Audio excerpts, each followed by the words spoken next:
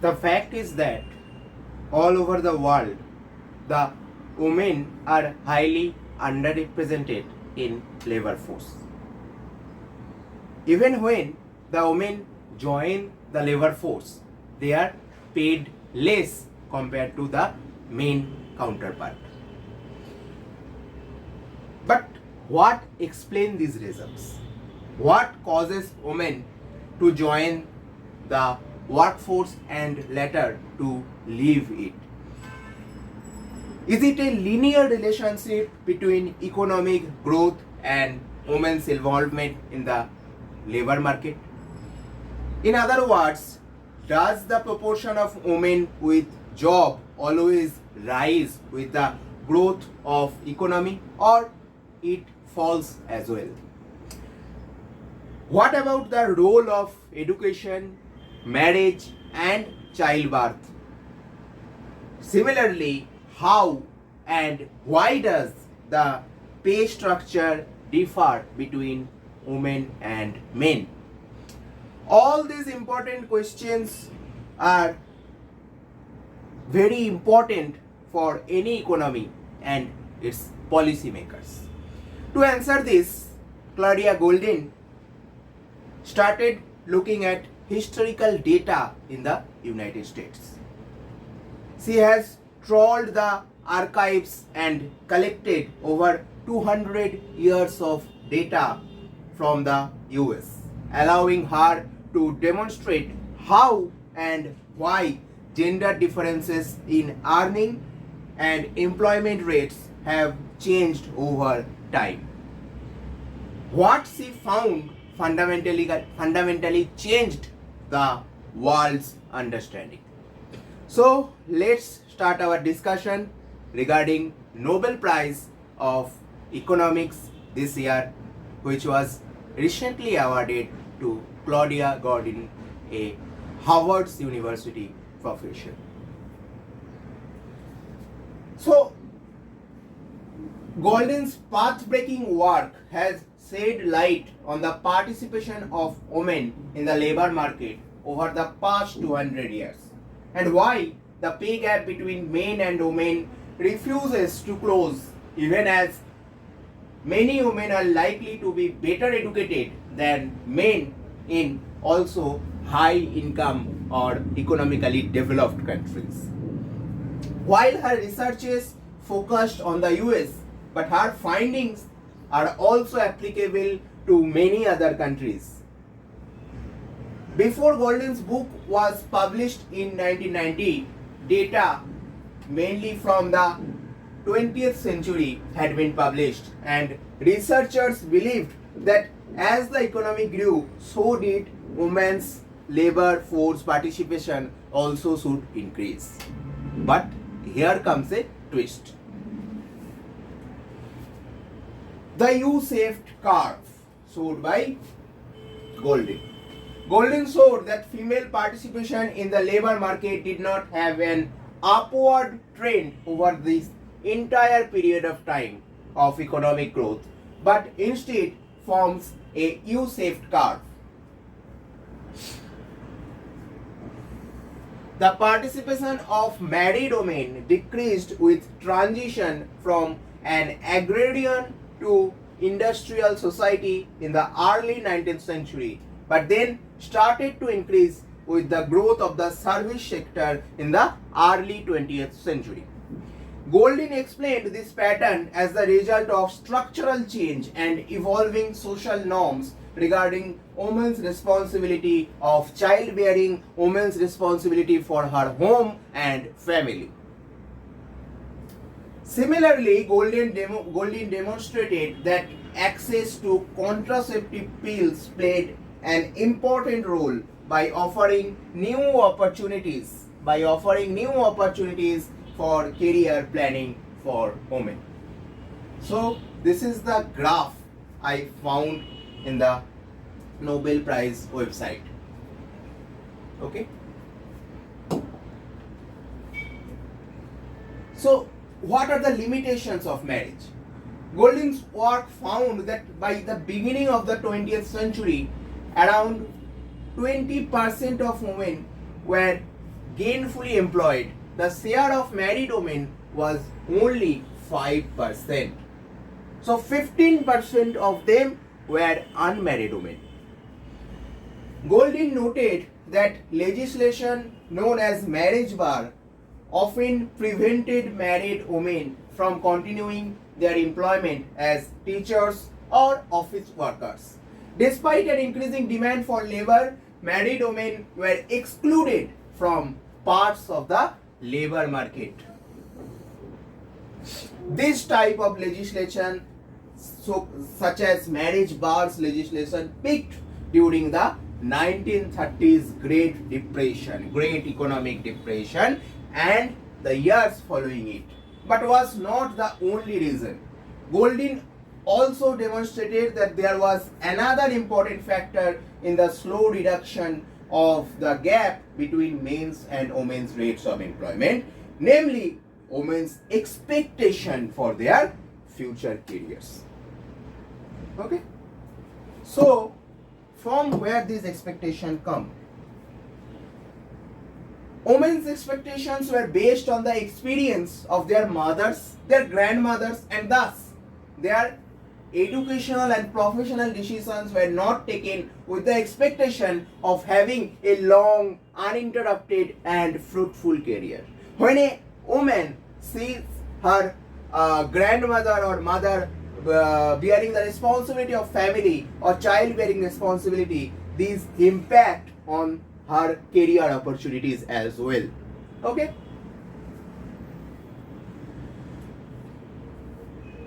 By the end of 1960s, as easy to use contraceptive pills became more popular, women could exercise greater control over childbirth and actually planned careers and their motherhood. Women also ventured beyond the service sector, started studying subjects like law, like medicine, like science, economics, etc. Now, women were catching up in terms of education and fields of employment. However, one glaring gap still remained and continues to this date, that is the gender-based pay gap. Okay? So, till the time men and women worked in factories where the pay depended on the day's countable output, the pay gap was not too high. It became higher and wider when monthly pay contracts came into the picture. One factor significantly impacted how men were paid versus women: childbirth. As women had to shoulder more of the parenting responsibilities once a child was born, they were also punished for the childbearing responsibility at their workplace in terms of a slower rise on the pay scale. But initial earning differences were small. However, as soon as the first child arrives, the trend changes. Earning immediately fall and do not increase at the same rate for women who have a child earlier or who have a first child. And look at the diagram. When the woman started having child with her, there is no problem in the men's part. There is no problem in the men's part. The problem is only with women, because her responsibility increases and her responsibility of childbearing, taking child to school, caring in her studies increases from that childbirth. Okay, that's what and also Goldin pointed in her famous studies. So, which industries showed over-representation of women? Let us look at the Indian figures now.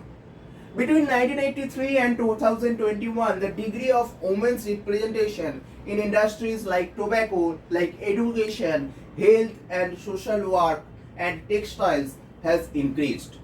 Whereas in waste management and sewerage, it has decreased.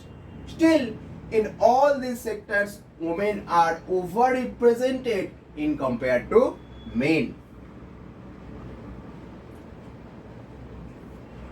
Due to the male breadwinner norm, as the husband's income increases, the probability of the wife being employed also reduces. Okay?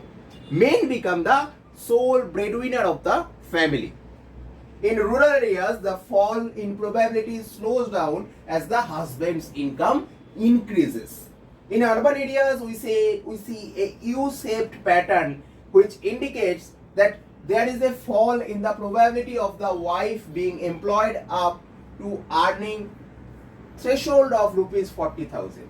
As the husband's earning increases beyond that rupees 40,000, the probability of wife being employed also increases. Okay? This is the case because husbands in higher income brackets have better educated wives who have aspirations and access to good paid work.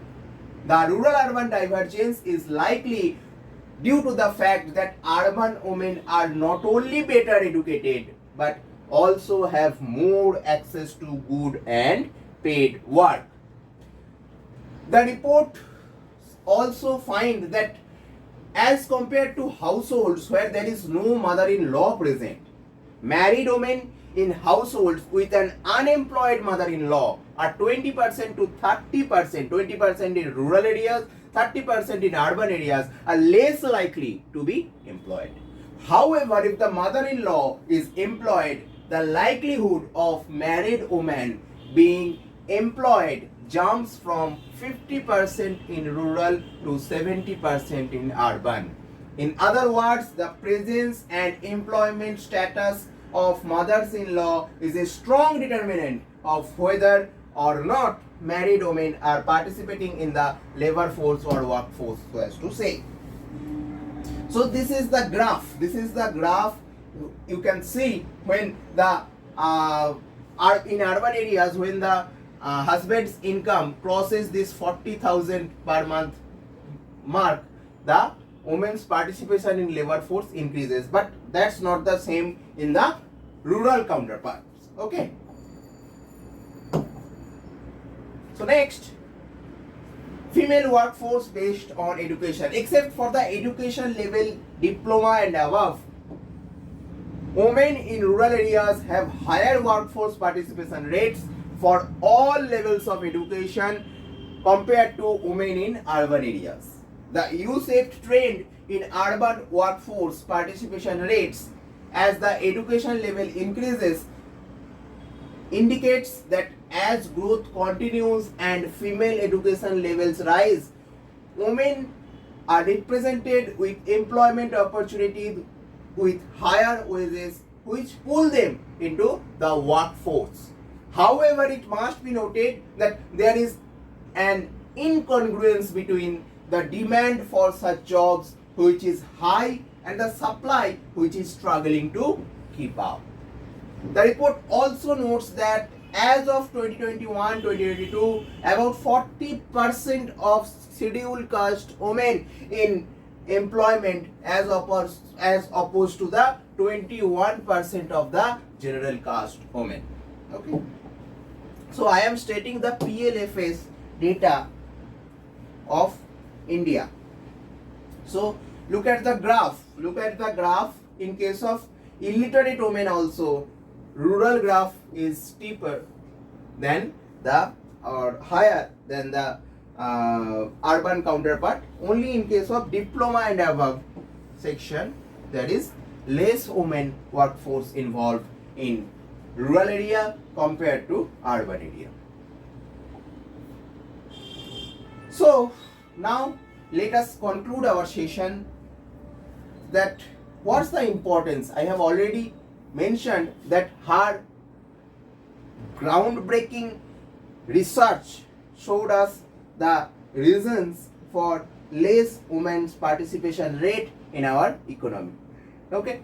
So understanding women's role in the labor market is important for society. Thanks to Claudia Gordon's groundbreaking research, we now know much more about the underlying factors and which barriers may need to be addressed in future. So it is too much helpful for the policy makers to look into these factors, said Jacob Svensson, chair of the Committee for the Prize in Economic Science. So thank you very much for being with me so long time, and I wish you all stay mentally and physically fit. Bye bye.